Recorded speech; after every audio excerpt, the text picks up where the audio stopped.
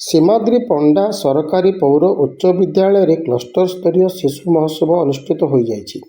Karanasahi cluster ସ୍ତରୀୟ CRCC ଶ୍ରୀଯୁକ୍ତ ଅନୁଜ କୁମାର ପ୍ରଧାନଙ୍କ ତତ୍ତ୍ୱାବଧାନରେ ଉକ୍ତ କାର୍ଯ୍ୟକ୍ରମଟି ସୁଚାରୁ ରୂପେ ପାଳିତ ହୋଇଥିଲା।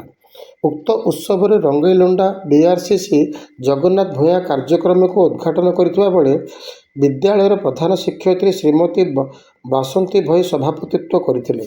ପ୍ରଶାନ୍ତ କୁମାର ମିଶ୍ର ମଞ୍ଚ ପରିଚାଳନା କରିଥିବା ବେଳେ ଆୟୋଜିତ ବିଦ୍ୟାଳୟର ସମସ୍ତ ଶିକ୍ଷୟିତ୍ରୀ ସହଯୋଗ କରି ସମ୍ପୂର୍ଣ୍ଣ କାର୍ଯ୍ୟଟିକୁ ସୁଚାରୁ ରୂପେ ପାଳନ କରିଥିଲେ।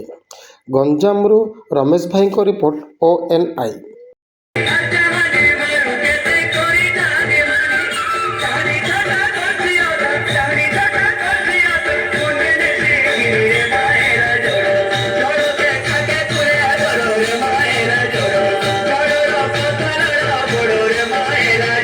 सर्वोपरि कहवाई गले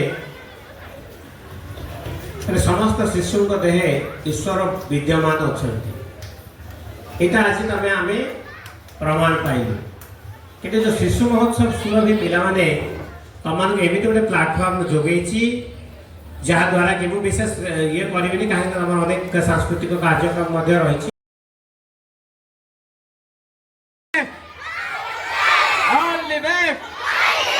सुरभि कार्यक्रम जिंदाबाद।